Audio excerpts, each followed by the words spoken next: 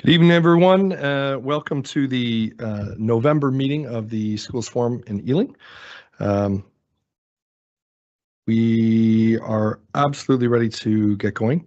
So I'm just going to start us through the agenda. Welcome to members online. First is apologies for absence and any substitutions. So we've had apologies.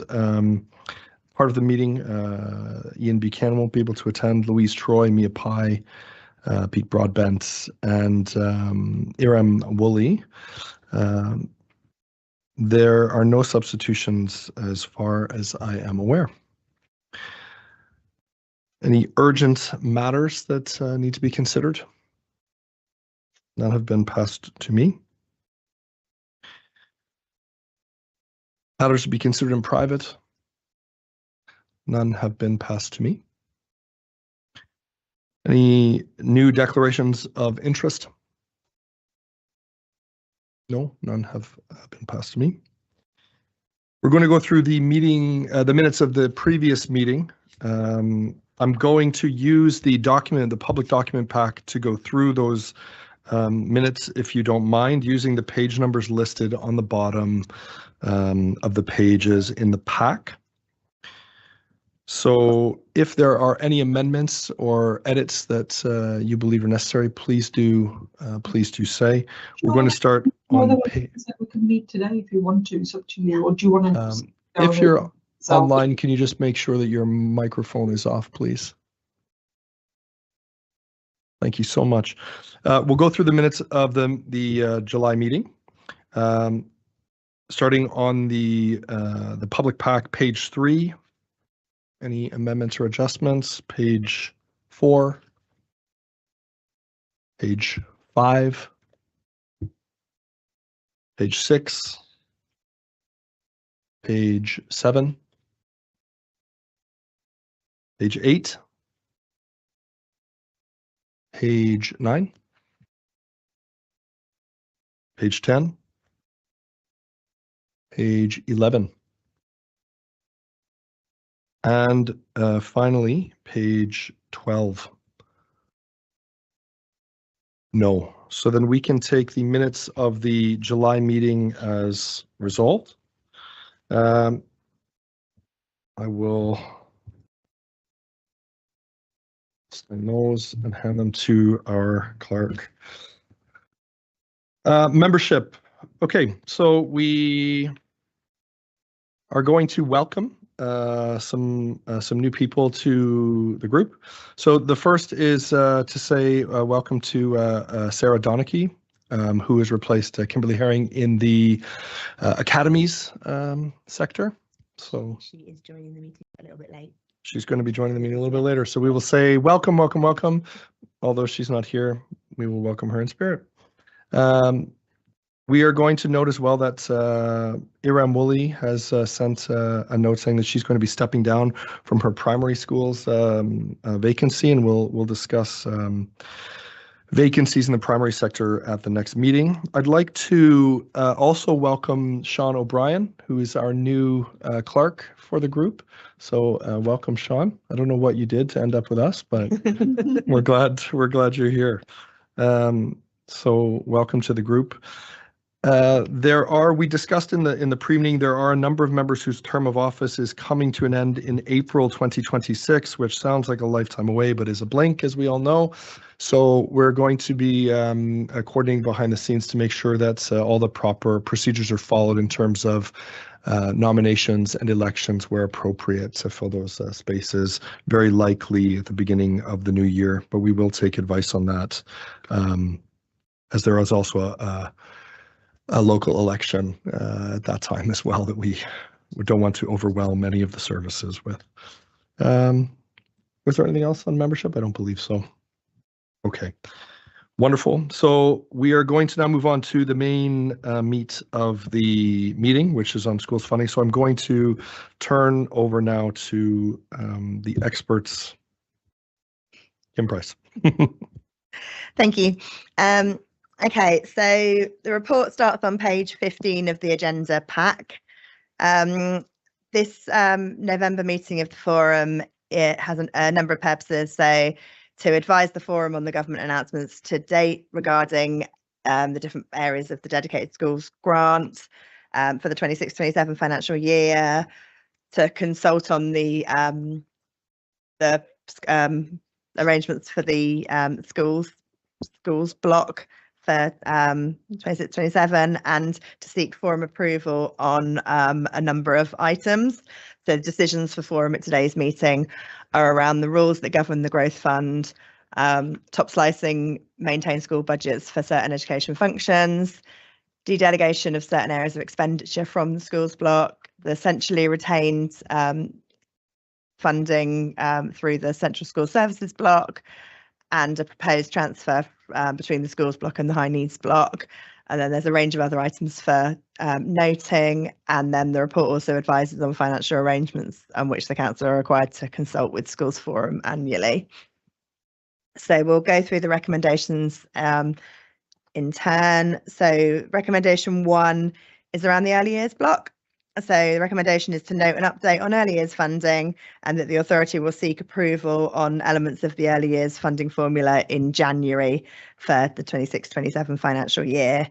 So the section on the early years block is set out on page 17 and 18 of the report, and there's a short update on a number of items around the rollout of the government's childcare reforms. So the final stage of those was occurred from September of this year. So those have been now kind of fully rolled out, the extended entitlements around childcare, a couple of updates on a couple of grant elements, and then effectively what the key thing that we're saying is that we're bringing the decisions on this back to the January meeting. So the timing of the announcements doesn't allow us to get there for the November meeting of the forum. So they'll shortly, I think it should be going out next week, be an early years funding consultation going out to schools and providers, and then there'll be a couple of consultation events held to take providers through the points of that consultation, and then the local authority will be coming back to schools forum in January with the proposed funding allocations, the proposed rates, the consultation responses, and to seek approval of the things that forum decide around the early years block, which are around the pass-through and the central spend. So it's a recommendation for noting. So are there any comments or queries on that area? Hi, I was just wondering the funding that between that age of children turning 3 and we get the funding from the term after they turn 3. So, but sometimes they turn 3, say in October, but we can't get the funding till January. So are we going to get the funding for that, say, that autumn term from the 2-year block in maintained schools? I think there's discussion about it, but I've kind of lost it a little bit. So if they meet the criteria for 2-year funding, then we should be able to claim that. apply for and claim. So we can take them on earlier and make funding, but they would need to meet the criteria. It's not a universal entitlement, the 2-year funding. There's the working element or the disadvantaged element. So if they meet one of those criteria, then you can claim the funding for them for that period until they reach. Just to kind of bridge that. 3. Yeah, thank you.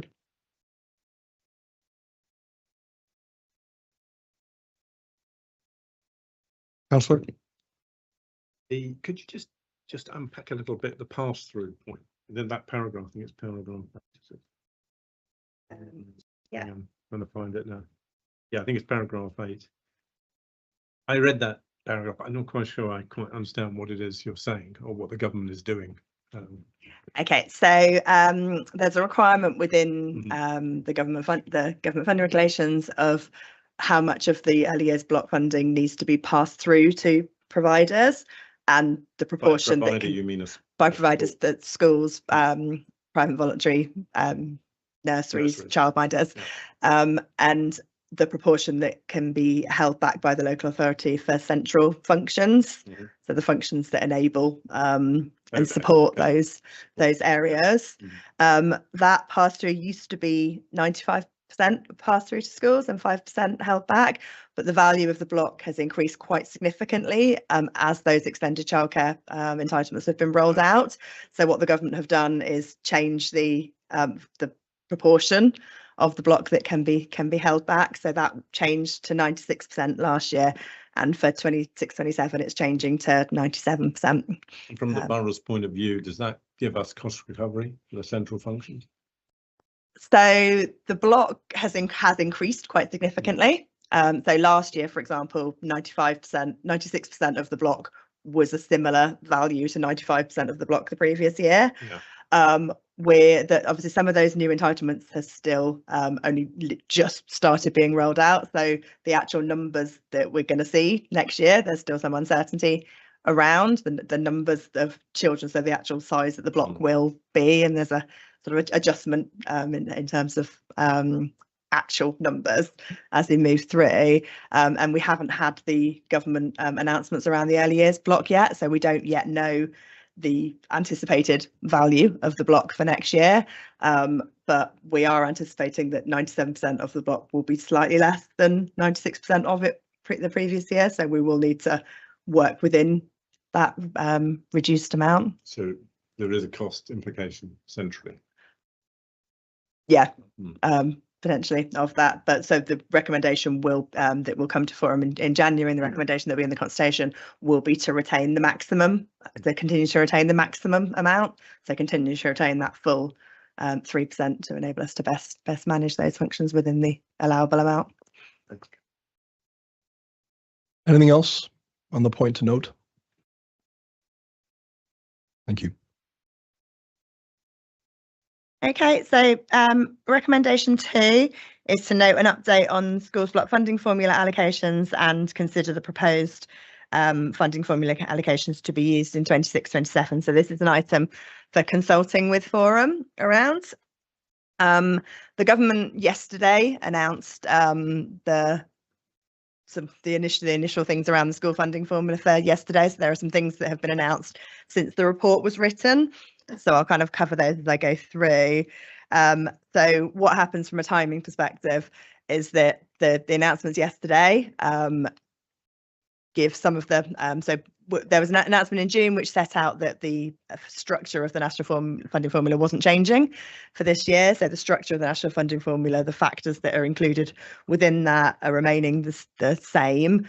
And that announcement in June also advised that the things that had been separate grants this year, so the National Insurance Contribution Grant and the what was it called, Schools Budget Support Grant, I think, will be wrapped into the funding formula for 26-27. So this is a similar approach they've followed for the last couple of years, where you've had those separate kind of pay and pressures grants that have then been wrapped in the following year.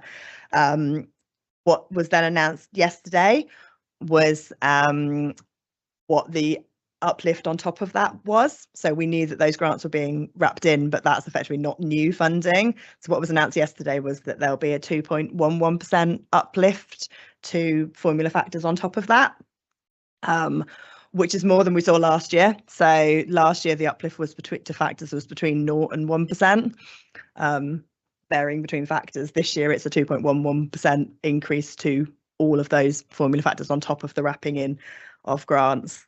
So we know that bit now. What we don't yet know is what the actual size of the block will be, because that uses the October school census data, and so that's the thing that gets announced in December. So just before Christmas they throw out the values that we then have to work within. A couple of other principles that they did announce yesterday. So they've set the minimum funding guarantee range, which we'll come to later in the recommendations. So yeah, then the key things so set out on pages 18 to 21 of the report. So our the thing we're sort of proposing is to a continuation of the existing approach around this area, so to continue for affordability with the same adjustments that we've made previously to the national funding formula, working within the restrictions in terms of the size of those adjustments that are permitted. And should there be a further affordability gap remaining, further adjusting those factors down to the permitted minus 2.5%. So yeah, as I say, that's a kind of continuation of the previous year's approach, but we won't know the size of any affordability gap and those adjustments that we need to make until we have those final values in December. So at this point, the request from Forum is any kind of feedback or comments on that approach to inform our position around that. Any comment or question on the national funding formula and our historic commitment to stay as closely as possible to that? No? All right. Thank you. Okay, so and one other thing we wanted to we flagged in the report, so this is on page 21, so private finance initiative contracts, so PFI contracts. There's a PFI factor within the funding formula, which and that increases by the RPI X each year, and so the retail price index excluding the mortgage, the RPI X is. And if a local authority wished to receive an increase in PFI funding higher than that, there's now a process where we can submit an affordability model and request that. So just for members to note that that's something we're working through at the moment and intend to submit through further. But the next time that would impact would be 27-28 financial year. So we know that the increase for this year will be 4.2%. on that funding, but for next year the intention would be to submit an affordability request and see if it's possible to get a higher increase on that. Councillor Oxley. Just very briefly, just could you put a bit of colour on the PFI issue for us as a borough? I mean, what do we have a particularly large number of PFI contracts? Do you see this as a I imagine we do, yeah. And is it a big opportunity to get some more money because of that burden of those contracts? Yeah.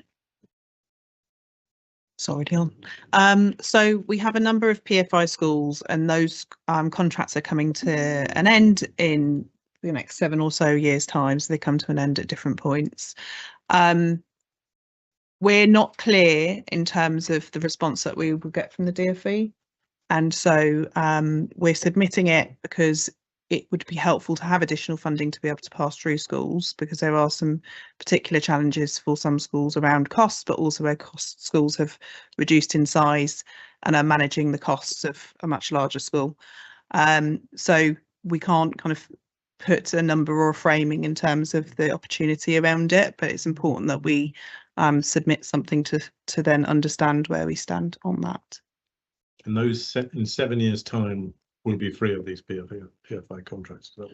So those contracts come to an end, and there are a variety of terms that happen at the end of those contracts. And PFI contracts have a range of component elements of it which can cause surpluses and deficits at the end of the contract. And so that's something that we monitor closely. But these funding arrangements are around the overarching contract costs, and then the range of operational costs school experience come out of their standard budget. Thank you. Mr. Sims.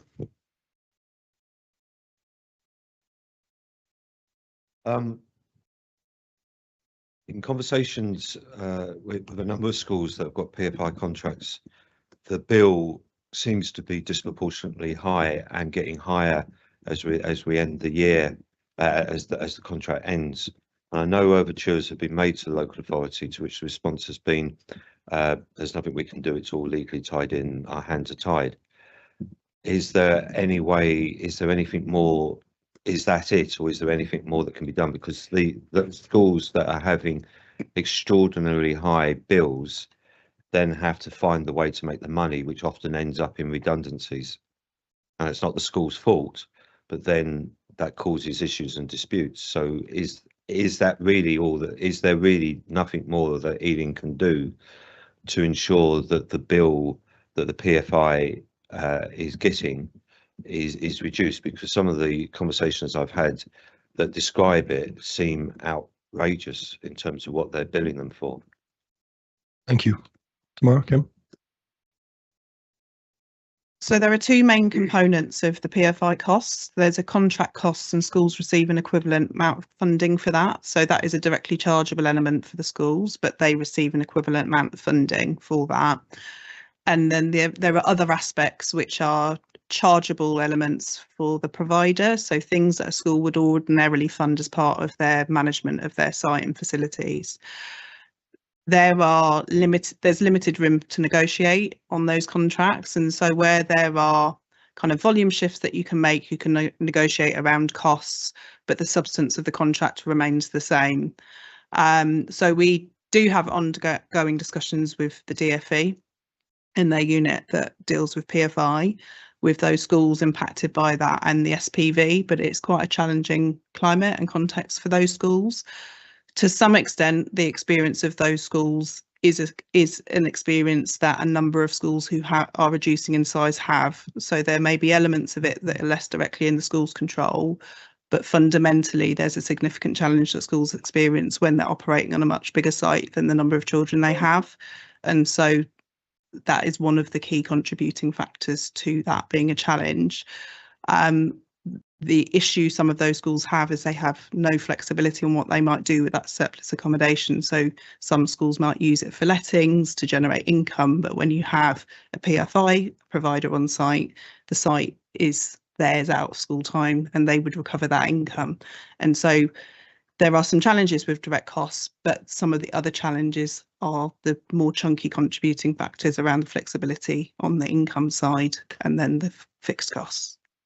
And yeah, and there's the thing that we were flagging in the report is that one of the things we can do is submit an affordability model to the DfE to ask for a higher increase in that factor value than we ordinarily get through the RPI, which is the thing that we're intending to do. Mr. Sims? It appears from the conversations I'm having that the bills seem to be increasing and getting higher the closer they get to the end of the contract. So it seems to be shareholder driven rather than need driven.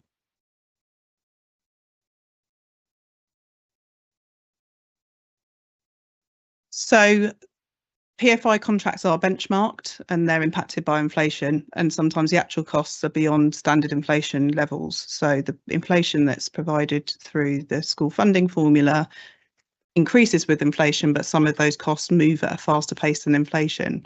So that might be an experience on some component elements of it.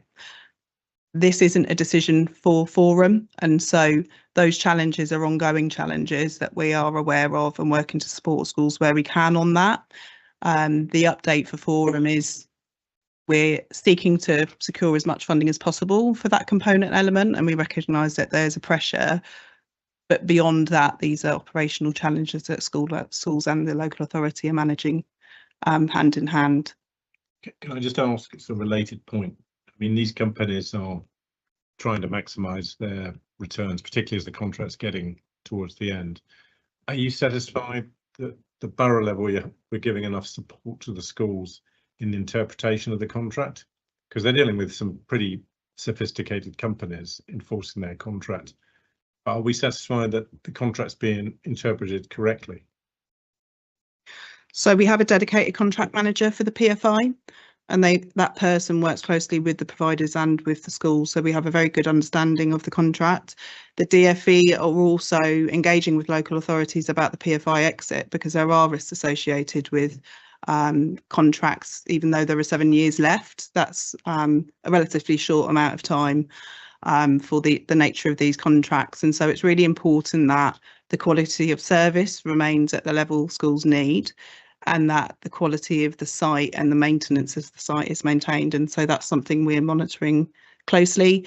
We had a review completed by the DfE and they provided some feedback. We're further ahead than a number of authorities on our exit planning, and they gave us some pointers of areas where we might want to kind of strengthen some of that work. So we're in good time for the work and the team are on top of the contract. Okay, good. Thanks. We'll take one last point from Mr. Sims on this before we move on, because this is an element to note. We're not making decisions on this.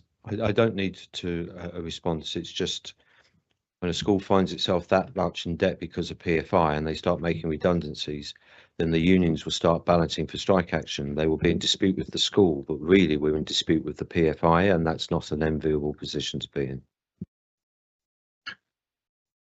Did you want to reply?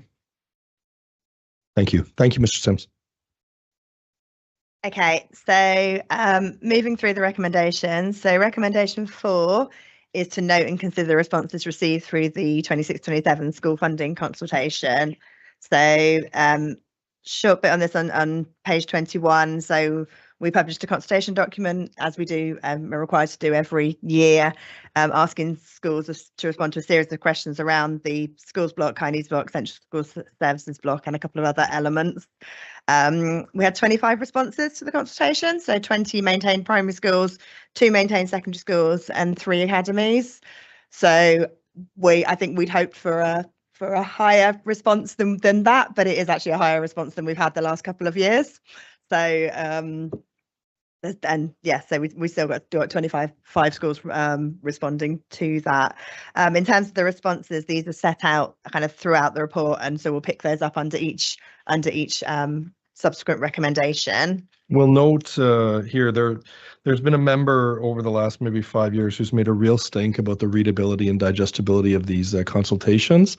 He'll remain nameless, but what the chair will say is that this year's consultation was far more digestible and far easier to read for schools and for school leaders, and that is greatly appreciated. And I know that the work that Kim put into that was substantial.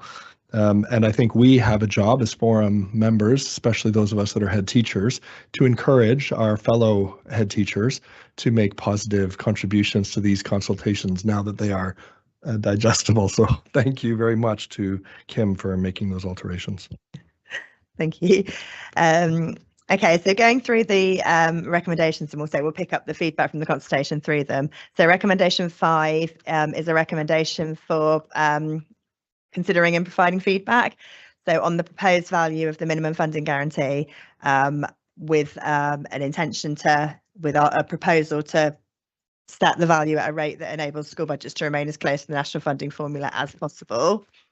So the section on the minimum funding guarantee is set out starting on the bottom of page 21. So what the minimum funding guarantee is a national requirement to protect schools from major real-time funding reductions in their per pupil funding between years. So remember, that's to their per pupil funding as opposed to reductions through other elements such as falling roles. Set with it by the council following consultation with schools and schools forum within a range set by the government. So it's set out in the report the previous year's range. At the time of writing the report, the range hadn't been updated. That has subsequently been published yesterday. So the range that's permitted for 26-27 is the same as it was for 25-26, which is between minus 0.5% and 0%. So at the last year, that was set at a minus 0.5% rate, which meant no school saw more than a minus 0.5% reduction in their per pupil rate, and 12 schools were protected by that last year. So the proposed approach is to continue with that approach supported by Forum in previous years, and continue to implement the lowest allowable percent minimum funding guarantee. So the proposal is to set that at minus 0.5% again in 26-27. The decision maker on this is the local authority as part of setting the wider funding formula, but schools forum are asked to consider and provide feedback on that proposal. Of those responding to the consultation, 92% supported setting the minimum funding guarantee at the lowest allowable rate, and 2 didn't support that. The comments from those who didn't support that were a concern that left school budgets vulnerable to larger percentage cuts, and a view that as the population declined, the minimum funding guarantee should be used more deliberately to protect schools from the effects of the losses. And comments in favour felt that best supported the schools most in need of financial protection, and was the continuation of the existing approach was the best way to proceed. So yeah, it's a request for any feedback or comments to help us with our formula setting at local authority level. Any comment or question from anyone? This is something that we have agreed is a forum for all the years that I've been on the forum. That doesn't mean that we don't want to provide alternative feedback, but no, thank you. Okay. So the next recommendations is a decision for the forum. So it's a decision for all members of the forum, and it's to decide the basis for allocating funding via the Growth Fund. So what the Growth Fund is an element within the schools block, which is funded through a formula and allocated by the government to the local authority based on either growth or significant reductions seen in small area level in the local authority in the previous year. So it funds two things. It funds new schools building up their numbers as the year groups grow through, and it funds what's called explicit growth, which is expansions of existing schools and bulge classes where those have been requested by the local authority to fund schools for additional classes that would not otherwise be funded through the formula in that financial year due to the lagged nature of schools funding. So the proposal around this is to maintain the existing rules around the Growth Fund, which effectively what it does is it funds schools at the equivalent to the age-weighted pupil unit where those bulge classes have been agreed. We're anticipating a reduction in the Growth Fund element within the formula this year. So that's partly because we're seeing less growth. And partly because last year that Growth Fund included falling roll element for 2 areas, and we're anticipating that being 1 area this year. So our forecasted amount is 900,000 that we think we're going to get, coming down from 1.4 million last year. But yeah, we haven't had the actual figure around that yet.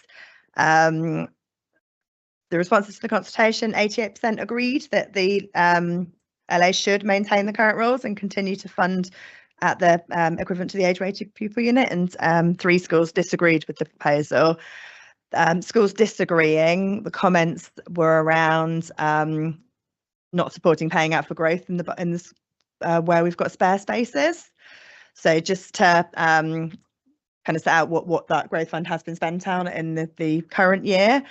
It's funded secondary bulge classes at 2 schools in the borough, so in years 8 to 10, and primary bulge classes over and above PAN in the Acton area of the borough. So it wouldn't have been possible to make sufficient reasonable distant offers to primary school children in the Acton area of the borough in those year groups without those bulge classes. And similarly, we wouldn't have had sufficient places in year 8 to 10 without those bulge classes having been agreed for in-year arrivals.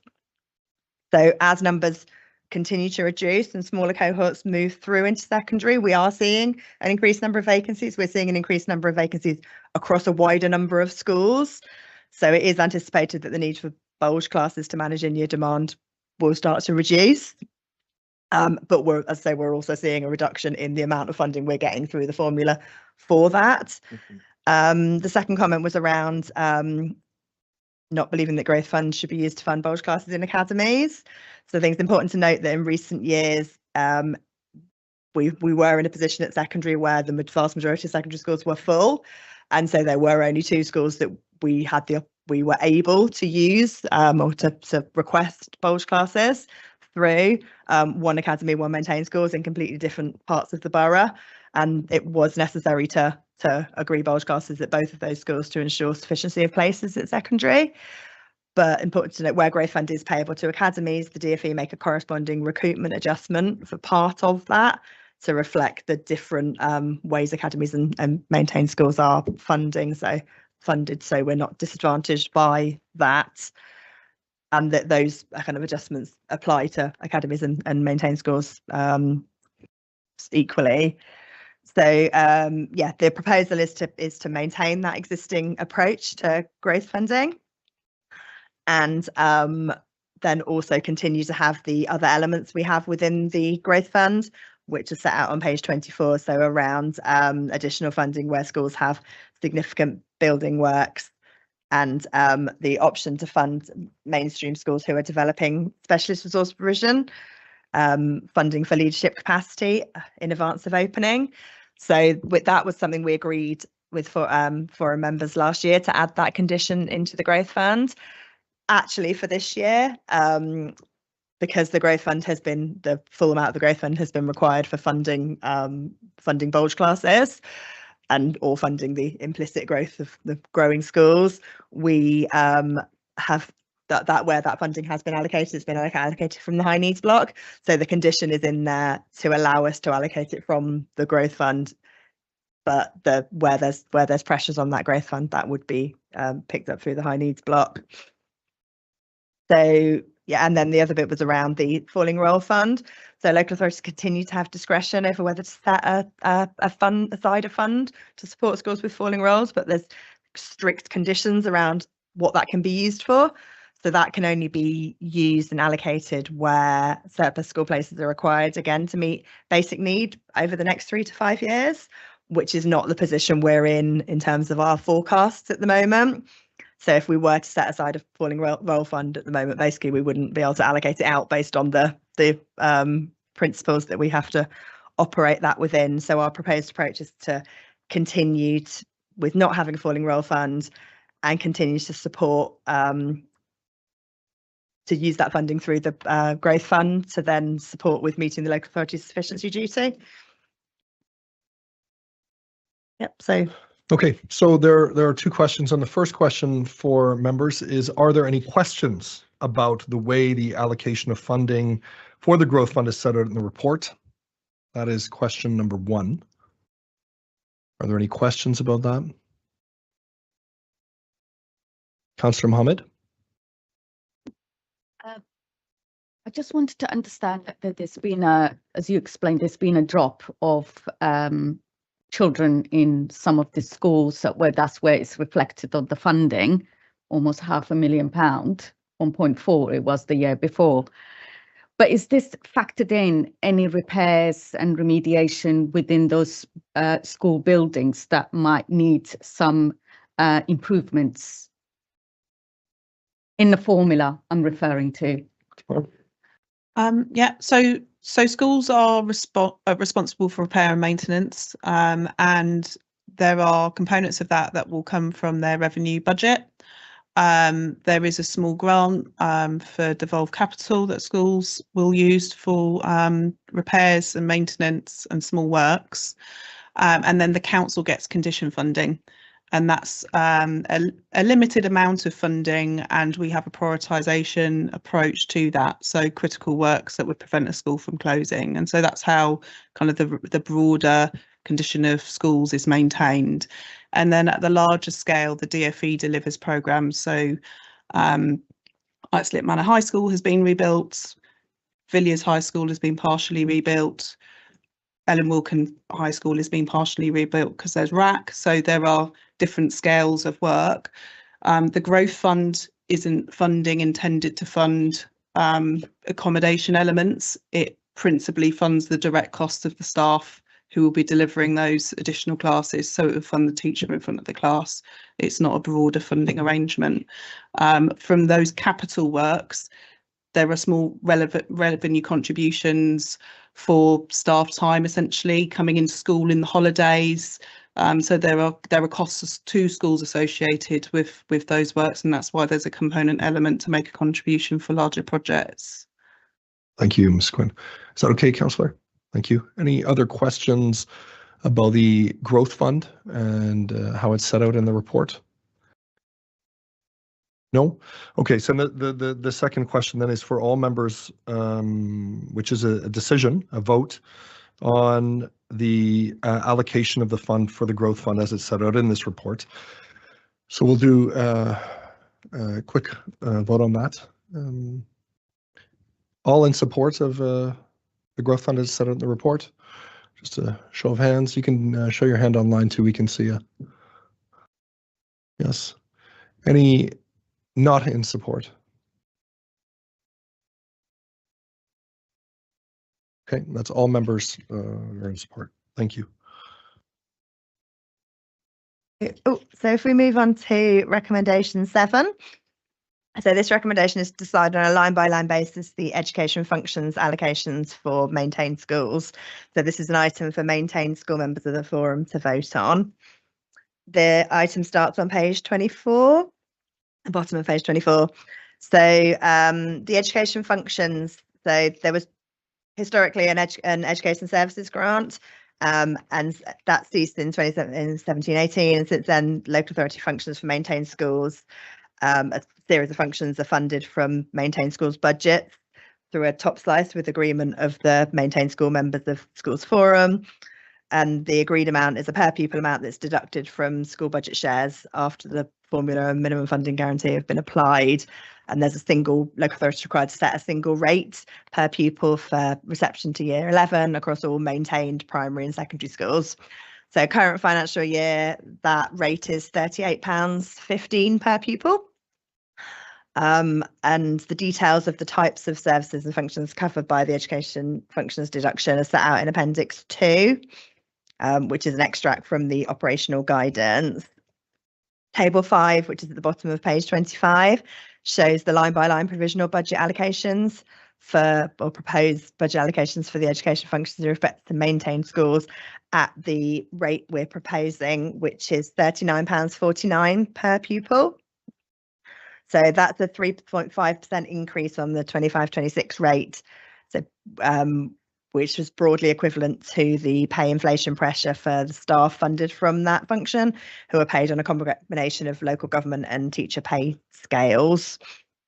The education functions holdback largely funds direct staffing costs, and therefore the cost of pay awards can't be contained without an increase in the per pupil rate. There's been a reduction in maintained school pupil numbers, so we now have the provisional numbers for the October 25. So provisionally the numbers are, there's a table earlier on in the report which sets out the provisional numbers and the difference from last year. So maintained numbers are provisionally down by 761. So there's a pressure from that, from the numbers coming down, provisionally equivalent to around £29,000. So in line with the approach taken last year, what we've done is the proposal is maintain the overall value at the rate set out in the consultation reports, but we've adjusted the lines so that the budget increases in line with pay inflation and work to manage that pressure within the statutory and regulatory line. So the rates are slightly different than set out in the consultation report because they're now reflecting those lower pupil numbers. So a key other thing to note this year is that if a school converts to academy status in year, there's a corresponding proportionate reduction in education functions budget the local authority receive. And we've got now there's 9 maintained Catholic schools, so 8 primary and 1 high in the borough who are consulting on forming the St Carlo Academy Trust. So the consultations were to form that from April 26. It's not yet known whether all of those conversions will take place in April 26 and be proceedable in that time frame. We're anticipating there may be a phased approach to those conversions, but it's likely that some conversions would take place in April 26, so will impact 26-27's education functions budget. So the table 5 also sets out what the proposed budget is excluding the Catholic schools. And the proposal is that the local authority would work to contain the impact of any reduction resulting from the academisation within the proposed rates set out below. So set out in table 5. So the rate and then the breakdown within that among various areas is set out in the table at the bottom of page 25 and top of page 26. So an example of based on that proposed rate, a 2 FE primary school, it's in the region of 16,500. 6 FE secondary school, it's in the region of 35,500. So just so you understand the magnitude of that adjustment. Responses to the consultation, so 95%, so 21 of 22 maintained schools who responded supported that proposal, with 1 not supporting it. There was some specific issues, the school that did not support that, some specific issues were raised around the asset management area, which we've picked up separately with that individual school.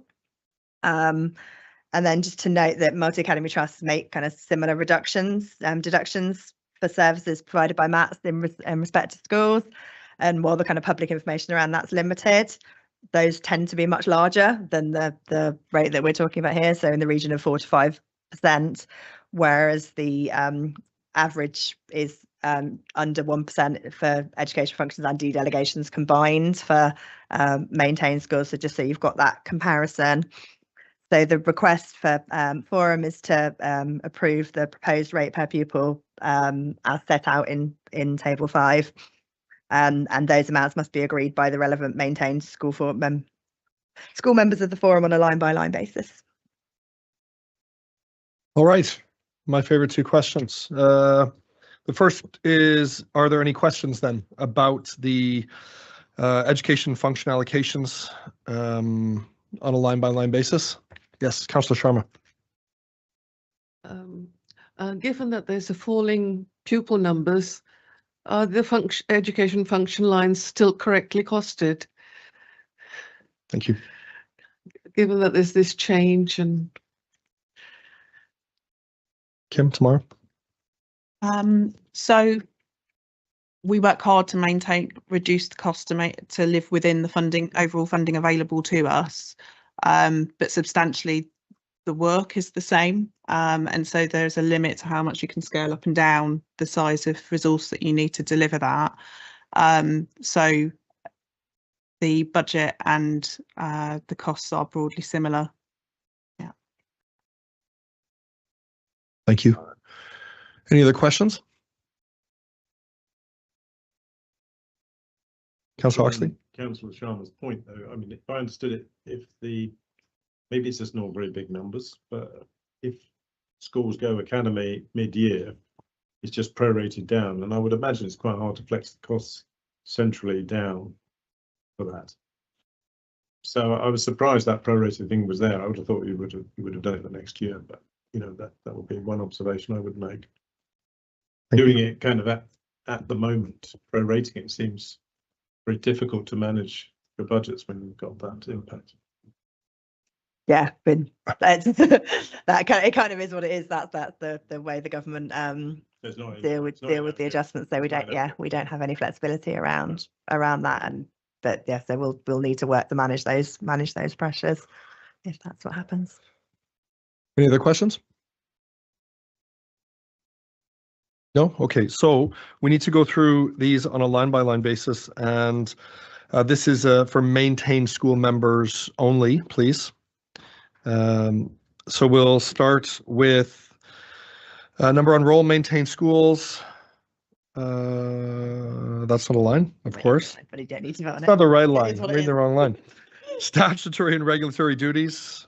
Any disagreement with that? We're just going to go by disagreement. No. Thank you. Education, welfare, inspection of registers. Any disagreements? Thank you. Asset management. Any disagreements? Thank you. Monitoring of national curriculum assessments. Disagreement? Oh, thank you. Core school improvement functions. Any disagreements? No. Thank you, members. I didn't miss anything, Kim. Yeah, no, that's good. Okay, thank you. We'll move on to the next point. Okay, great. So the next item is around the delegation of so recommendation 8 to decide the delegation of certain services in accordance with voting requirements. Maintain primary and high school representatives may vote respectively on these areas. So this section of the report starts at the bottom of page 26. So schools forum are asked to approve delegation of certain services. And so maintained primary and secondary representatives can respectively agree to delegate, so effectively pool funding for a limited range of services from school budget shares. And those rates may vary between sectors. So unlike education functions, they can be different rates for primary and secondary. The areas that we're proposing dedelegating are the same areas as the previous year. So contingencies, trade union facility time, assessment of free school meal eligibility, and behaviour support services, but for primary only behaviour support services. So a decision was taken some years back to manage the secondary behaviour support services in a different way and through a traded arrangement. So with regard to contingencies, forum members are asked to approve the dedelegation at the current rate with no proposed increase. So to keep that at £3.90 to maintain a small safety net to be applied in year where a school has exceptional cost pressures that cannot be met from the school's own budget share or balances put forward. So there's a small number of things that can be applied to. For the other dedelegated areas, an increase in the budget to cover the respective pay awards is proposed. So it's set out in table 6. So those pay awards are 4% for the TU facility time and behaviour support services in line with the teacher pay award, and 3.2% for the FSM eligibility checking in line with the support staff pay award. The proposed rates have also been adjusted to reflect the reduction in pupil numbers on which those rates are calculated. Because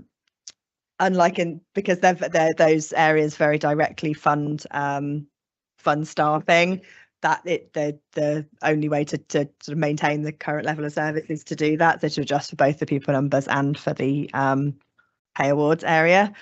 And similarly in terms of academy conversion, if a school converts to academy status on the 1st of April, no funding is dedelegated for that school. While conversions during the financial year result in a phased transfer of funding. So the table includes both what that would be with all of the current maintained schools and what that would be without the Catholic schools. In terms of dedelegated services, those are provided on a buyback basis to academies where they want to opt in. And for those areas that we do dedelegate, there's a high level of academy buy-in. So the expectation would be that where that does happen and those schools do convert to academies, that impact would be mitigated by a level of academy buy-in for those areas. And then that's something we may need to consider in future years if that's not the case. So table 6 sets out those proposed dedelegated areas. And then in terms of the responses to the consultations around that area, so contingencies to be funded at the current rate, 95% supported this.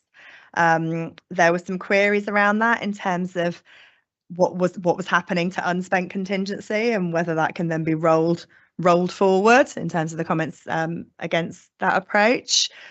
As the dedicated school grant is now in an overall deficit, the financial regulations don't allow that and kind of roll forward on specific blocks.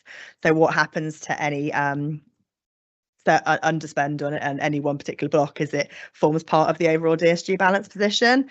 And for members, I remember that we're now in an overall deficit on the DSG, so that kind of remains that position remains on that. In terms of the comments on the trade union facility time, so 73% of schools supported increasing facility time with an amount to cover pay awards. So for trade union facility times, the current rates are £4.89 for primary and £3.51 for secondary, and the proposed rates are £5.21 for primary and £3.70 per pupil for secondary. The difference in those rates between primary and secondary, we've discussed it. I think at last year's and previous forum, is based on historic decisions made by those maintained school groups within the forum, and there isn't the cross covering between those. So they're separate decisions that are made around that. So in terms of the trade union area, that facility time is funded on the basis of the income received from dedelegation and also from academies who pay in at the same rate we agree with maintained schools. If those staff pay awards were not sufficiently funded to continue with the current level of service, there'd be a need to scale back that support to what's back to what's affordable to avoid disadvantaging schools where those TU representatives are employed. And those decisions around the distribution of that allocation are made annually the annual allocation meeting. So in terms of, so the only comment received against the proposed increase was one around unions funding facility time directly rather than using their funds for other purposes. But yeah, as I say, that funding is funding the schools where those trade union representatives work, as opposed to going to the unions. Preschool eligibility checking, 95% agreed with that proposal and one didn't agree. There were no comments about the disagreement. General comment that all of the delegations is important to continue to support those areas to run centrally. The free school meal eligibility check-in, so there's currently 100% buy-in from the academies as well on that area, which sort of demonstrates the kind of value that those schools place on that. That function is going to be particularly key this year with a changing criteria for free school meals. So the criteria for free school meals is changing in the summer and extending to all children entitled to universal credit. So there'll be a lot of shift into. So there's two things happening: protection that's been in place since the rollout of universal credit is ending, and the criteria is being extended to account for all children eligible for universal credit now. So there'll be quite a big piece of work in terms of managing that this year. So the proposal is that proposed rate, which is £2.45, would be agreed to continue to support the service in managing that. And then primary behaviour support service. So the proposal around that increased to cover staff pay awards. So 100% agreement with that, with the only comment in favour, feeling that the service and support offered by this was one of the this area was one of the advantages of working within Ealing. So Schools Forum are asked to approve those proposed delegations, and the amounts must be agreed by the relevant maintained school members of the forum on a line-by-line basis. Thank you. Question number 1. Do we have questions on a line-by-line basis about the delegations? We'll start with Mr. Malloy and then go on to Mr. Hicks afterwards, please. Given that for trade union time and behaviour support services, the percentage increases were worked out to cover the employment costs, and we're talking about very few staff members that form these costs. So there isn't the ability to basically what I'm concerned about is if you in the column where you've taken out the 9 Catholic schools trust, that then drops down the funding that the trade union time would get and that the behaviour service would get proportionally by those schools not being there. But that doesn't work in reality, because in reality you may have 3 members of staff being your trade union reps. You may have 4 members of staff employed by the behaviour service to do a job. That can't suddenly become 3.7 members of staff and 2.6 members of staff to show the proportional decrease from the Catholic MAT leaving. So I struggle to see how those, given the short periods of time as well, how those services could make those changes.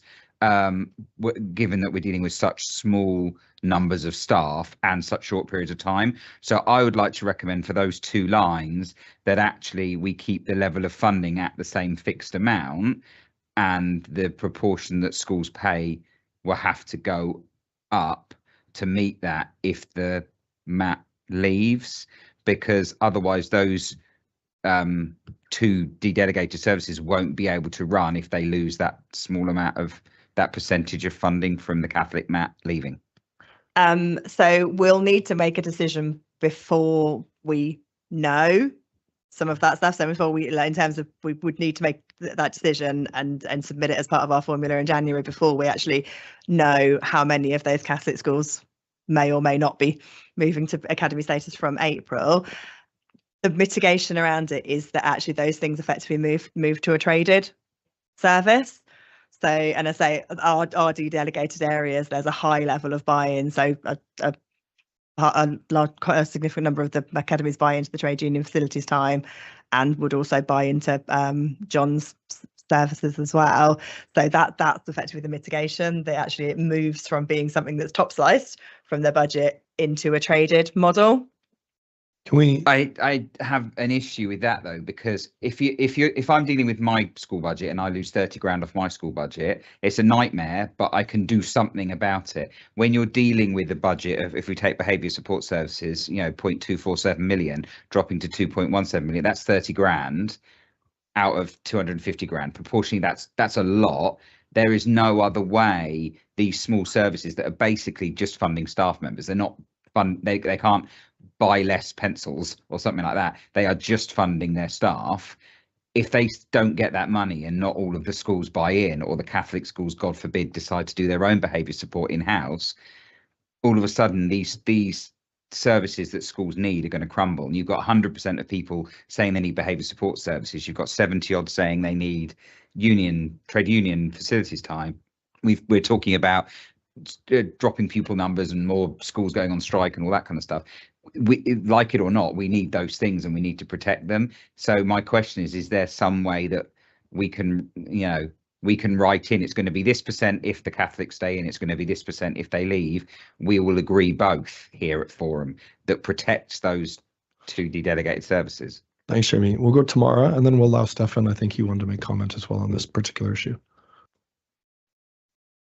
So in terms of, and Stefan, I'm sure will have a view, in terms of the trades union facility time, we get directly charged for the time schools are released for. And so that traded model works relatively well for those schools that use that trade union facilities time.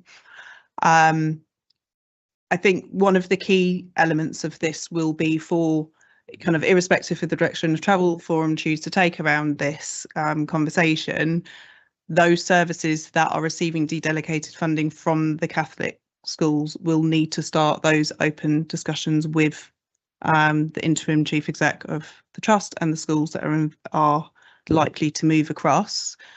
And a number of council services have already begun to do that. The trust, the diocese and the interim chief exec of the trust have made clear their broad commitment to remaining in partnership with the local authority, with the wider family of schools in Ealing. And so I think those are positive conversations that could and should be initiated at the earliest possible stage. Thanks, Tamara. Can we go to Stefan and then can we go to John after that, please? Thank you. This response is on behalf of ASGL, NHT, NSUWT, as well as the NEU, but part of it is just at NEU. The diocese, because the NEU were in dispute with the diocese for academising, and in those negotiations with the diocese, we have got a letter from the Archbishop, or on behalf of the Archbishop, guaranteeing that all the schools that convert to the CAT will maintain not just national paying conditions, but also local paying conditions, and will continue to buy in and service in terms of trade union for facility funding. But furthermore, in conversation with Danny, who is now the CEO of he has given me further private reassurances that they definitely will continue to, because he was appointed as the CEO. So there isn't going to be, as far as I understand, there isn't going to be any changes. And we even had the guarantee from the diocese when we were a week away from taking strike action, that they will continue to buy into Ealing services unless something major happens that forces them to change their mind. And I said, well, how long would that be? And they wouldn't give me a time scale, but they indicated many, many years before it had. They were saying that it would have to go really bad before they'd move somewhere else. That's positive, Stefan. Thank you. John? Thanks, Jeremy. I think it's just to raise a concern around the potential reduction for the service, particularly when we're looking at one particular area of special needs, when we're looking at SEMH for our children, and how we can make that equitable across other services as well, and the funding routes that we have.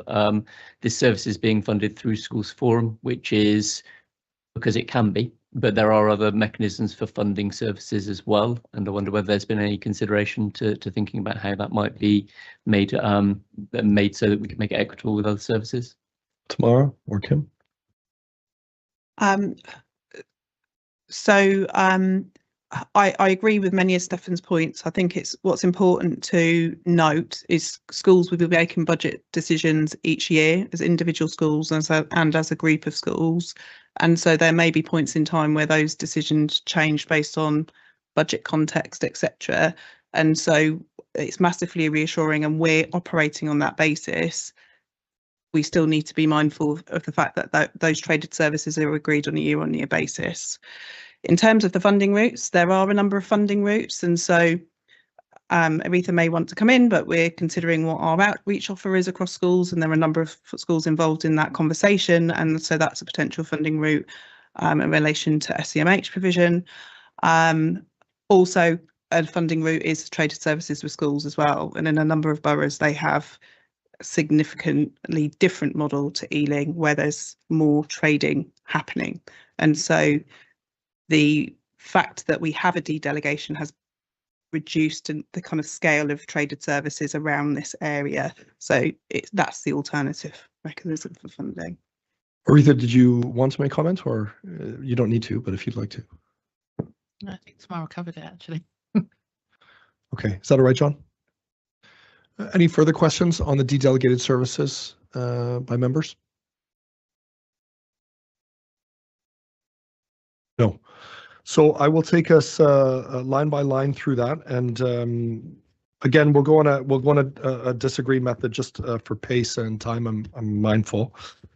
Pardon me. Contingencies. This is primary and secondary maintained school members.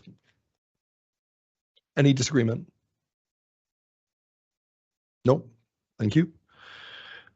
Trade union facility time. This is the primary maintained members. Any disagreement? No. Trade union facility time. This is secondary maintained members. Any disagreement? No. The free school meals eligibility checking, primary and secondary maintained members. Any disagreement? No, thank you. And the behavior support services, primary members, maintained primary members. Any disagreement? No, thank you. All approved. Okay, so we're now on to recommendation, read my Roman numerals, 9, which is to decide the centrally retained expenditure allocation, so on a line-by-line basis that make up the central school services block for 26-27. So the section on this starts at the bottom of page 29. So the central school services block brings together elements of funding previously allocated through the Education Services Grant, funding for ongoing central functions such as admissions that were previously topsized for school budgets, and residual funding for historic commitments that again were previously topsized. It's a separate block, and the thing that we need to agree at forum is the allocation of that block. So table 7 summarises the proposed allocation for the central school services block. Services relate to all schools and academies, so it's an item for all members to vote on. At the time of writing this, the 26-27 provisional allocations hadn't been announced, and we didn't know the provisional rate. We now do know that there's been a small increase in the rate, and that's going to so what we've set out in the table is effectively to maintain the same split of funding as in 25-26. The copyright licenses have to be funded in full, and they're not something that forum vote on, that line. But the actual cost last year, we think the budget that was allocated last year should be sufficient to manage that in 26-27. So yeah, the indicative allocations are the same as last year per block, and what we'd said was that we'd come back to forum in January if there was a higher rate than in 26-27. It was announced yesterday it's slightly higher, I can't remember off the top of my head what it was, around 51, so slightly higher than it was this year. But there is also a corresponding reduction in pupils as well, so it ends up being a small amount of additional funding. I think it's around £50,000 additional. So what our intention would be is to agree the allocations as set out in the report today, and then come back to forum in January with a proposal on that, the additional amount, once we've got that final amount confirmed. So, and in terms of the responses from forum, 24 of the schools that responded, so 96% supported allocating it as set out. And again, the response that was against that was around some of the elements of asset management and why they're set out in both the education functions and in essentially retained element. So the CSSB allocation covers asset management responsibilities for local authority whole for all schools and academies. So that includes things like the management of the LA's capital programme, negotiation and management of PFI transactions, and landlord responsibilities, including those where the land's leased to academies. And whereas the education functions bit only covers the bits that relate to maintained schools, and they're set out earlier in the report. So that's the kind of distinction there around that. Yeah, so for this this forum meeting, it's just to agree the allocations are set out in table 7, and then we'll come back about that small additional amount in terms of which line the proposal is to add that to. Thank you. Question 1. Any questions about the centrally retained expenditure allocations as outlined in table 7? No. We need to agree these line by line. This is a vote for all members. So we'll start with education welfare. Any disagreement? Nope. Asset management. Any disagreement? Nope. Statutory and regulatory duties. Any disagreement? Nope. Move on to the second half of that table. School admissions. Any disagreement? Nope. Other items, copyright licenses, these sorts of things. Doesn't need approval. Doesn't need So approval. that's just Thank you. something we need to fund. And that's it. And then the other part of these central school services block is around the historic commitments. So as part of that block, in addition to the funding for ongoing responsibilities, the local authority receives a lump sum for historic commitments, which are things that were agreed by Schools Forum prior to 2018. And the government are reducing that amount of funding on a year-on-year basis with a view to phasing that out completely. So there's a reduction by a further 20% this year.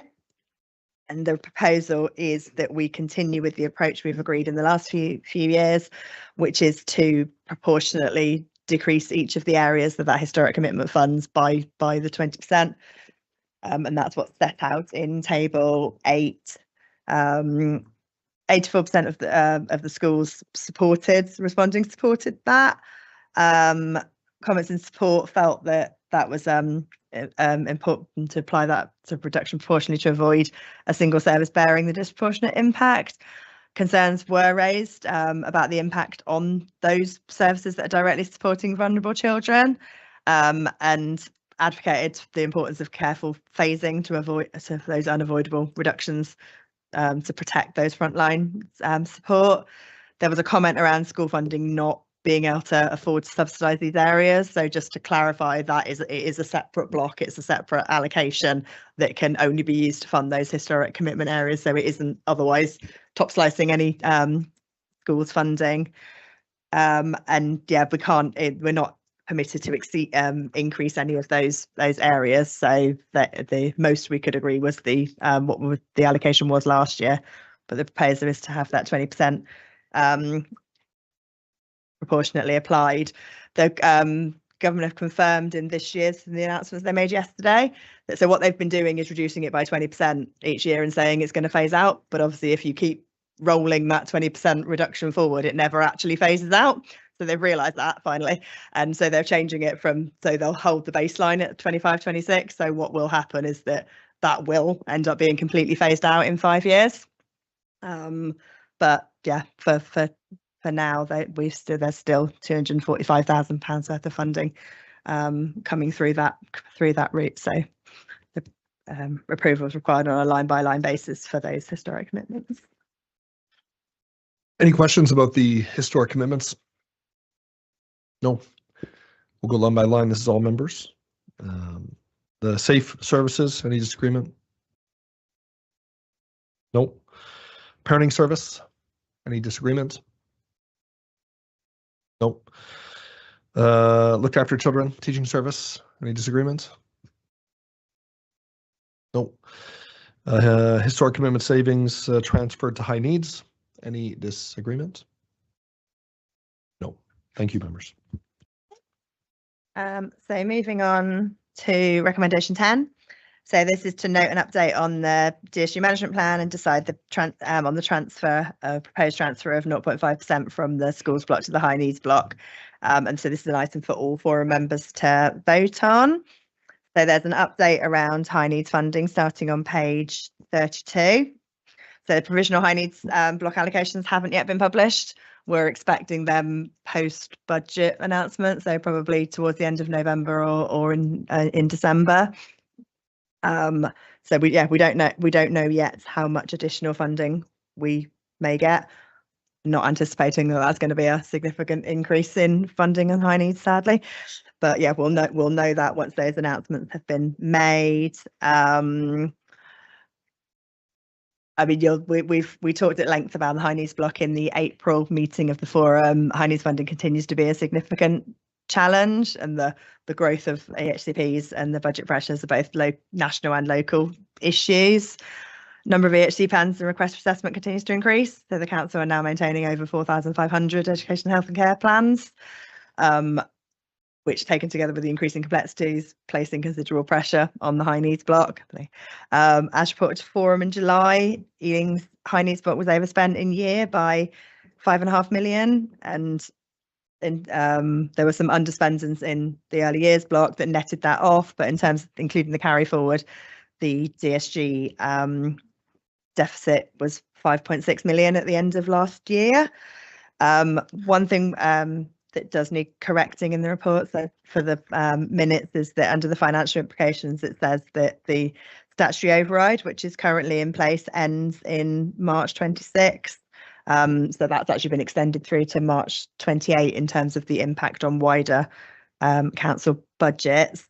But that deficit on the DSG so sits in a ring-fenced separately from the council's overall financial position, like I say, until March 28 at least. But those deficits carry forward into the following financial year, and local authorities are then required to have a DSG management plan, which sets out how they will manage and reduce that DSG deficit.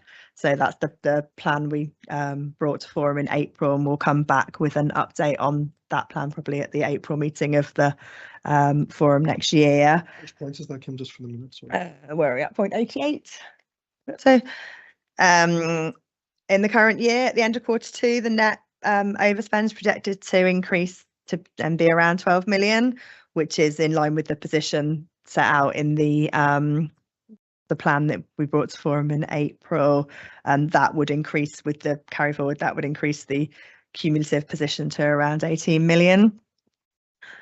And so in the light of that sort of continued and forecasted high needs costs and demands pressures, the request to forum is to continue with the approach that's been agreed, I think, for the last 6 or 7 years, which is to transfer 0.5% from the schools block to the high needs block. So that's the maximum block transfer allowable without a separate disapplication request to the Secretary of State. In 25-26, that was 1.65 million. But because of the wrapping in and additional increases to the grant, we expect that to be around 1.69 million, the value of that, which is approximately £37 per pupil. But important to note that the request for transfer is a continuation of the approach agreed in previous years, so it doesn't reduce existing levels of funding to schools agreeing that approach. It's a continuation of that. Through the consultation, schools asked they supported this. 96% of schools did support that. The one school who didn't support that felt that it was effectively a sticking plaster approach, masking the wider issue of underfunding. And but the comments in support were around it being vital to protect the high needs budget, not being able to see another way round supporting this, and ultimately it having a greater negative impact not agreeing this in terms of schools and vulnerable learners than agreeing it. And forum members should note that the funding is effectively allocated back to schools through the provision for children with the HCPs, and that includes things like outreach services that support high needs pupils in mainstream schools. So it doesn't fund central services such as SEN assessment, which are funded from the council's general fund budget. Question number 1. Any questions about the 0.5% transfer from the schools block to the high needs block? No. So question number 2 then is about decision to take on the transfer of 0.5% from the schools block to the high needs block. This is a vote for all members, but we'll go in disagreements rather than agreements, just for ease for the chair. Any disagreement with the transfer? No, thank you.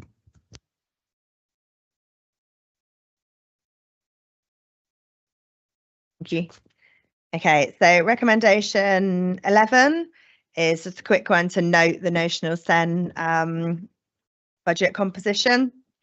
So we're not proposing any changes to this for 26-27, so it's out in table 9, but those are the same proportions. So what the notional SEN budget is an amount notionally within school budget allocations towards the cost of fulfilling duties to use best endeavours to secure SEN provision. So towards the first 6Ks, the schools fund toward up to 6Ks for children with special needs. But yeah, no proposed changes to that. So just a quick item for noting. And then where are we on to? So recommendation 7 is then noting an update on the mainstream schools level descriptor project and considering and providing feedback on the consultation responses on the possible introduction of high incidence and early support funding elements in the mainstream high needs funding model.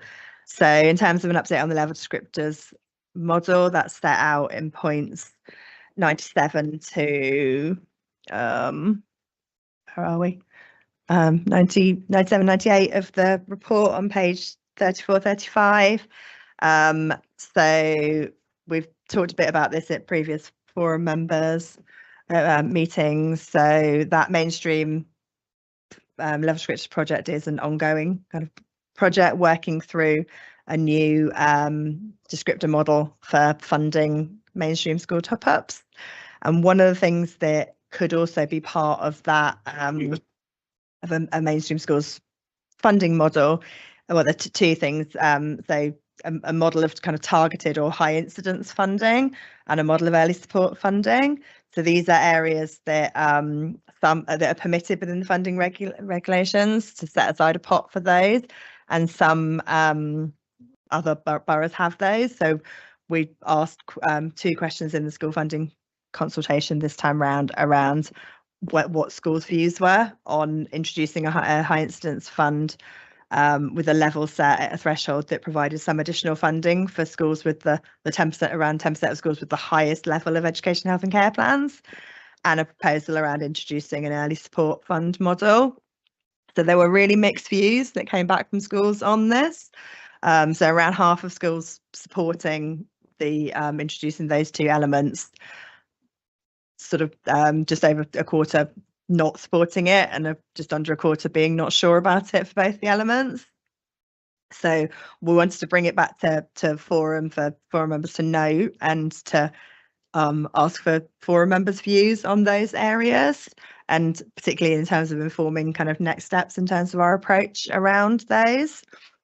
The other part that we asked in the consultation was around whether school balances should be taken into account in the application of one or both of those areas. And again, there were some really mixed views around this, with a majority of schools not supporting doing that. So the kind of comments that came back from the schools set out in the reports And effectively what we're so it's not a decision for Forum, but what we're asking Forum is to kind of note those consultation responses and provide further feedback on possible options to help inform our decision making around this area. Okay, I think what would be helpful at this stage is probably just a short opportunity for Aretha. If you could give us between the group of officers, if you give us a quick definition of what high incidence funding is or is proposed to be at this stage, and what early support funding is or is proposed to be at this stage, which I think then will allow Forum to give you the feedback that you may be seeking. Is that all right, officers? Aretha? So Tomorrow. Sorry. sorry. So yeah, so I think the two key differences between those pots are that the early support funding is related to the individual needs of a child, and so there are more direct impacts in relation to that child having their needs met, having some funding to be able to potentially manage need, de-escalate need, which might have a longer term impact on the number of plans that might be required, so they're not waiting for a plan before they get support. Whereas the high incidence funding is much more related to the overall impact on a school that has very high levels of EHCP numbers in school. So that's not related to individual children. And the questions around the high incidence funding, and Aretha will come in to talk much more about the early support funding,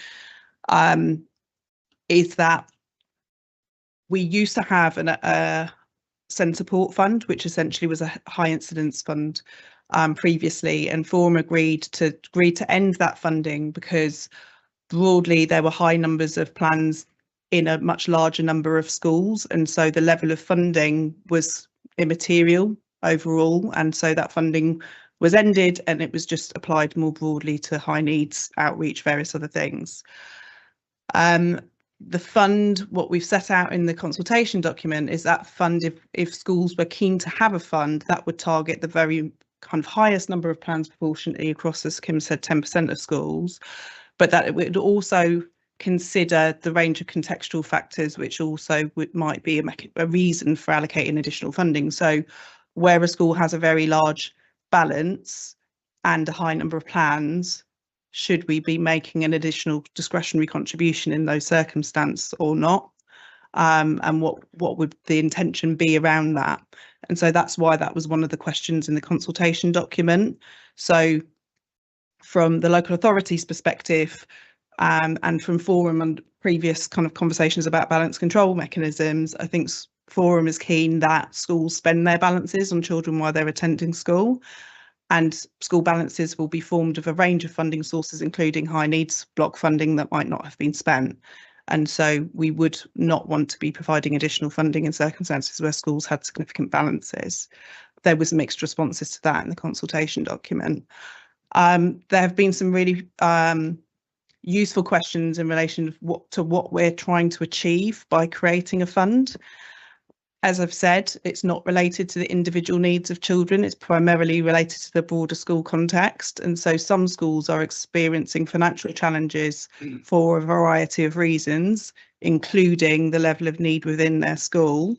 For some schools, that's resulted in deficit positions. And so having contributions available to schools where they have very high numbers of plans and perhaps less flexibility in their budget might enable them to manage that situation within their school. So that's the kind of broad intention around that.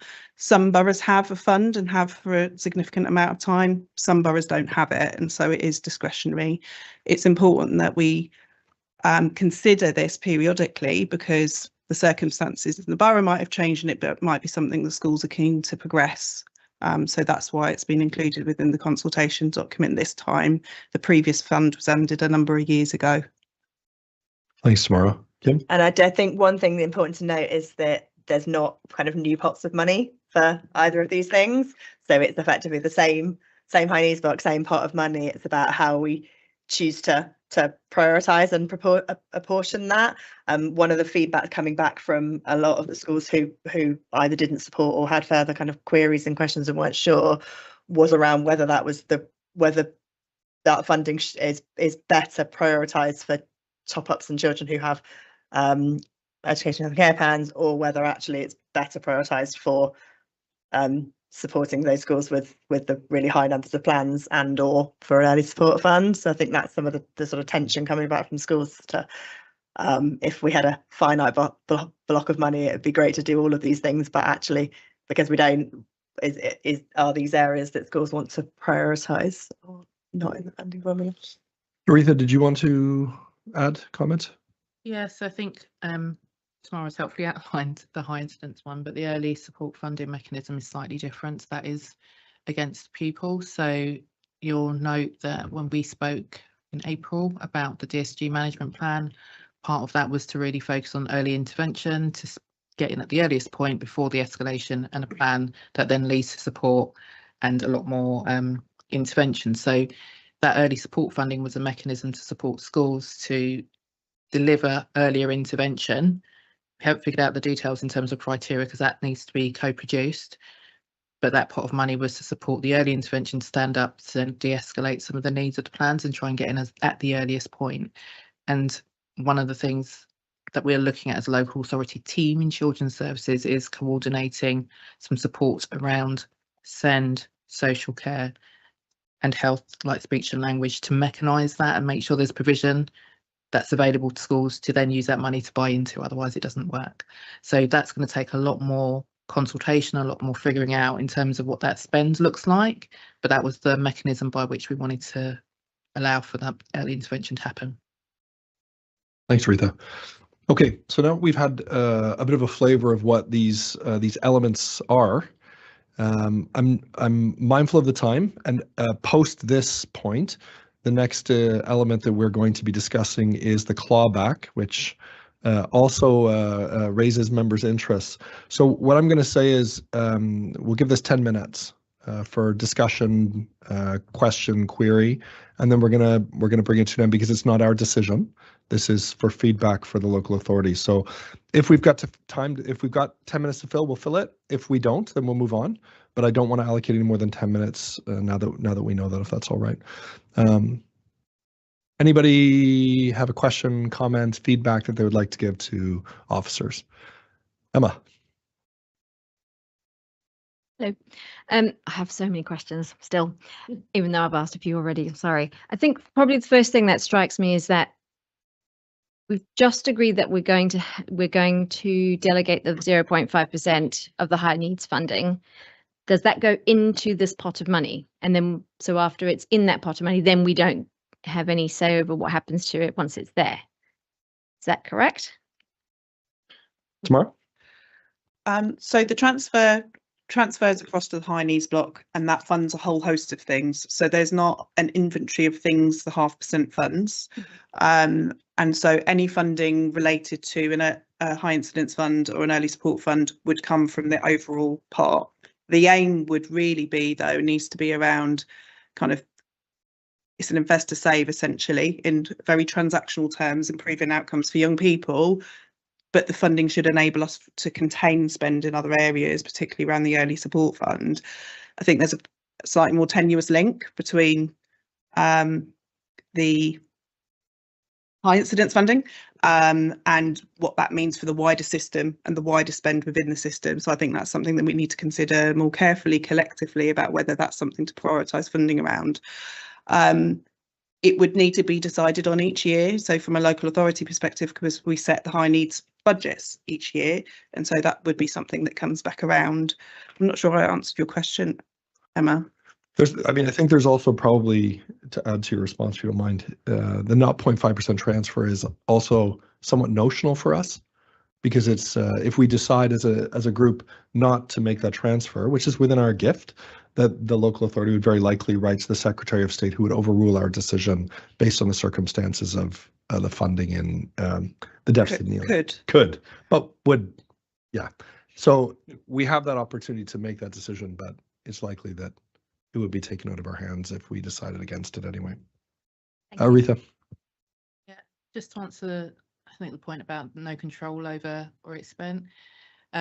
You do have some say in where it's spent because we do co-produce a lot of our things with schools directly via some of the Senko forums, via ELP, and via the SEND strategy. So that is your route to kind of steer where some of this spend is going.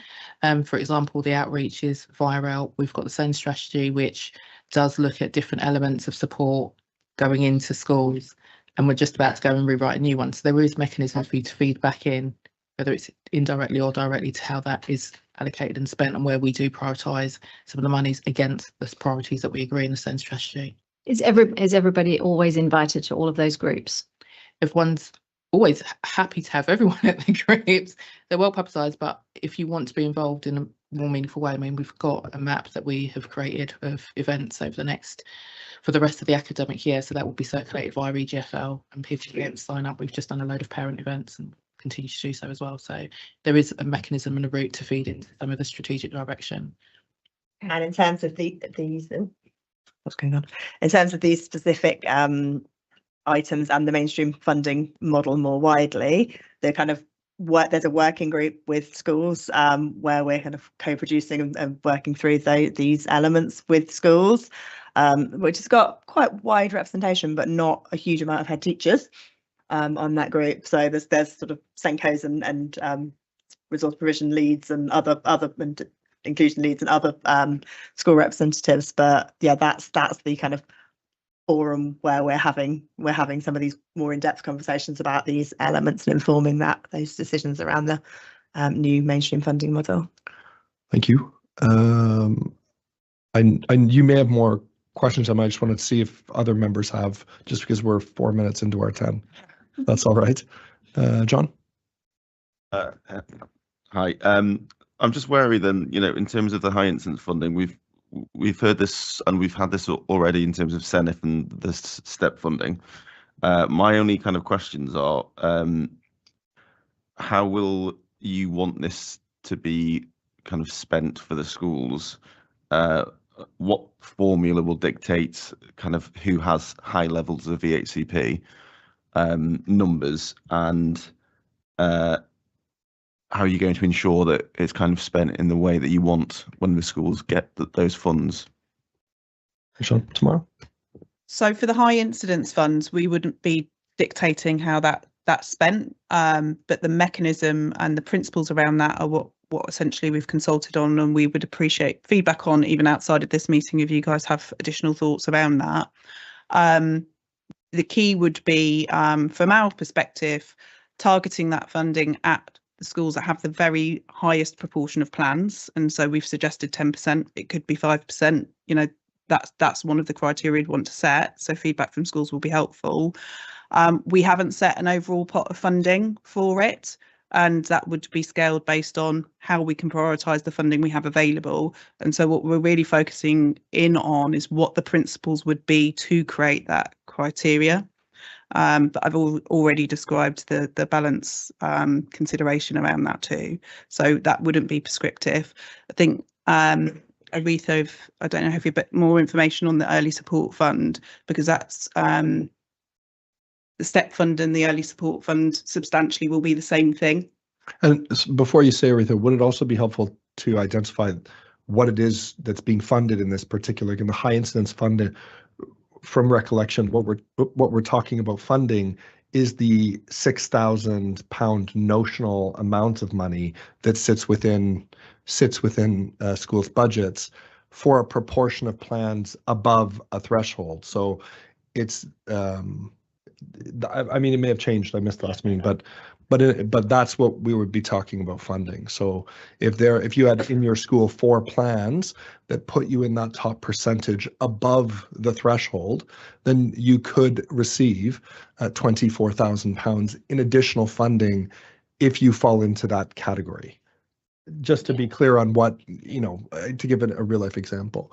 Aretha, did you want to talk about the early support? Yeah, I think the principles are the same as the incidence funding. We haven't got to the point where we've put plans and kind of criteria against that yet, because it's still being worked through during the working group. So again, we'd appreciate your feedback and some ideas about how that will work.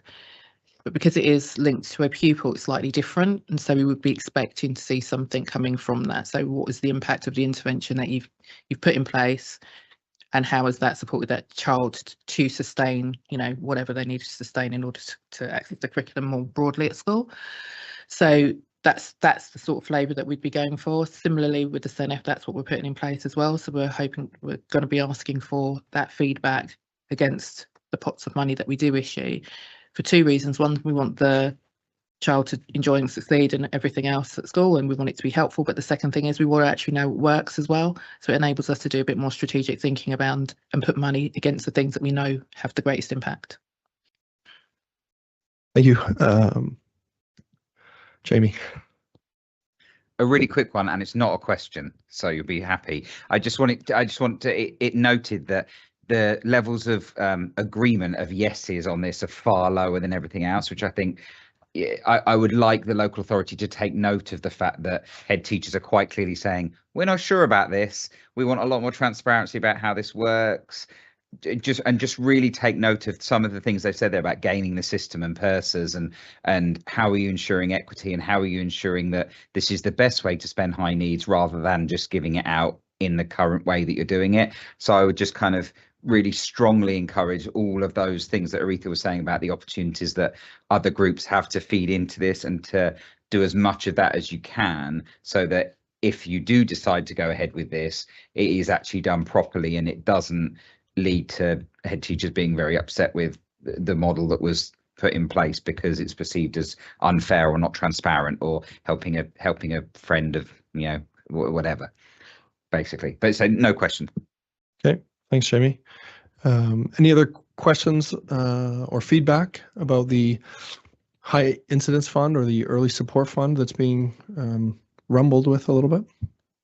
I'd just echo that point. Councillor. I think when you have it so wide perspectives on this, does suggest people are to Yes. come down on. So I suspect we just need another discussion on this. I think you're absolutely right, sir. And I think behind the scenes of this meeting, there have already been conversations just about how well this information was communicated to heads in advance of this consultation, and that actually that these terms and the reason that a definition needed to be provided today was because even members in the forum not been involved in some of those circles yet. And I do know that there are plans for further comms on this, and so I think we do need to note the amount of responses that were favorable or unfavorable or neutral. But yeah, I think there's just more comms to do. There's been a lot of comms on lots of things, so related to SEND. So no, I think it's absolutely noted. Any other comment? Take the last one if there's anything. No, thank you, members, for your feedback on those elements. Let's go on to the next point. Right, nearly there. Recommendations, the penultimate recommendation 12, is to note the progress made on the implementation of the 24-25 balance control mechanism and consider and provide feedback on the consultation responses on a future change to the mechanism. So we've had a lot of conversations about the balance control mechanism at forum previously. So the mechanism allows the LA to claw back excess surplus balances from maintained schools. And our current mechanism is focused only on those schools who've built up significant, excessive, uncommitted balances and where redistribution would support improved provision. So the mechanism is included in the scheme for financing schools, agreed annually in April, and then a decision about whether to implement that's made in the June-July meeting of each year. So having a mechanism doesn't mean we're going to implement it each year. That is a decision for forum each year. So July meeting, forum members asked the LA to implement the 24-25 mechanism. Following the finalisation of outturns, 2 of the 4 schools that were potentially in scope for that were removed from scope. So following the finalisation of outturns and the review of the balance forms, and 2 remained meeting the criteria. So those schools have both been written to and given the opportunity to respond. The potential clawback value in total is small, so it's around £10,000 in total. So we'll report back in the January meeting as to whether those clawbacks proceeded following the feedback and further conversations with those schools. we had a further discussion at the June meeting, and there were a range of views around the current mechanism. So we agreed to put questions in the consultation again around the balance control mechanism to seek further views from schools. So 41% of the schools responding to the consultation felt the mechanism should be changed to increase the incremental levels so that it was the same schools have been clawed back from, but a greater proportion of balances were clawed back. And 27% of the schools supported removing the condition for balances to be increasing in excessive over 2 consecutive years, so that a greater number of schools were in scope. So there was sort of quite mixed views from schools and a much lower level of support than there were some of the other proposals in the consultation. Comments against, there were a number of comments against the changing the mechanism. So some of those related to the fact that the mechanism applies only to maintained schools and not to academies. And therefore there was a perceived kind of unfairness two-tier system of clawing back significantly more of the balances from maintained schools. There were other comments around that maintained schools needed to be enabled to hold reserve for valid and planned purposes, and that a stricter mechanism could unfairly penalise schools who are for managing their budgets and or saving for key strategic priorities. There were some suggestions around having a more flexible mechanism with a review panel, looking at the surpluses before the clawback was implemented in each case. And there were other suggestions around asking schools with excess balances to voluntarily contribute towards shared initiatives that specifically benefit their community and pupils.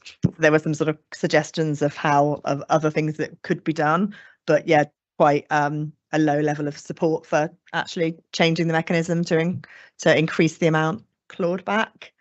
So effectively, we're sort of bringing those consultation responses back to forum, asking you to note them and to have a discussion, agree any kind of future action, next steps around this area.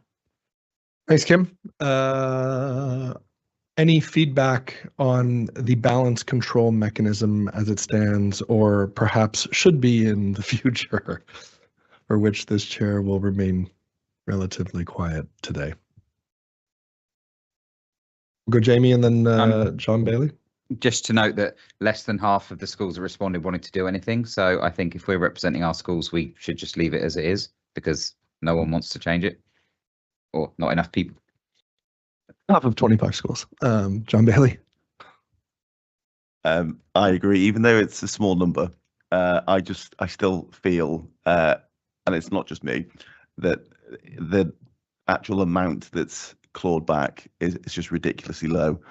10,000 is, a very small amount, so it's not really going to have that much of an impact in terms of schools wanting it. So that's where I stand, and others. Point taken. Iman. I mean, I agree, right? It's a very, very small amount, but I think the whole point of the mechanism is to make schools spend the money, right, on the children they have at that point of time. So is there any other way we can do that instead of clawing back the money? And actually get them to spend it? Like, I don't know. I mean, I think one of the views that came back from some of the responses is that the fact that it's different schools who hit the mechanism on a yearly basis, and that the maintained balances are reducing, that it is a small amount that's being clawed back, actually is demonstrating that the current mechanism is having the desired impact to some extent. I mean, those maintained balances they're still significant, but they have reduced a lot in the last 2 or 3 years, and the forecast suggests that they will continue to have reduced this year. So I mean, I guess there are. Or is, just because staffing costs are going up, children and the pupil numbers are dropping, is it just reducing because of that, or is the amount actually being spent in developing the school? That's kind of a certain point of the surplus, isn't it, in the longer or medium term? I think a significant a chunk of the school balances reducing over time will be in relation to pupil numbers and in real terms, possibly reductions in funding or very, very limited increases in funding. what I would say about the mechanism is those schools that have been subject to it have worked to have very clear plans going forward, and schools are working hard to avoid being subject to it. So it is focusing the minds of school leaders to avoid, even though they're relatively small clawbacks in funding, even schools with significant balances would not want to lose even a couple of £1,000. So I can appreciate that it seems insignificant, but I think it does have, to some extent, the desired impact on planning and focus that wasn't otherwise there. So prior to the mechanism being there, schools produce balance forms each year. The plans on the forms remain the same for years and years, but that's quite different now in terms of that focus. Thank you. Any other comments on the balance control mechanism?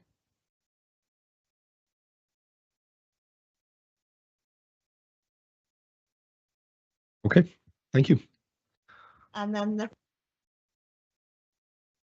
and the final item for tonight is to just note and provide any feedback on the arrangements set out in the report, which are things that the council are required to consult Schools Forum on annually, so a range of financial issues. So these are set out on page 38 to, where are we?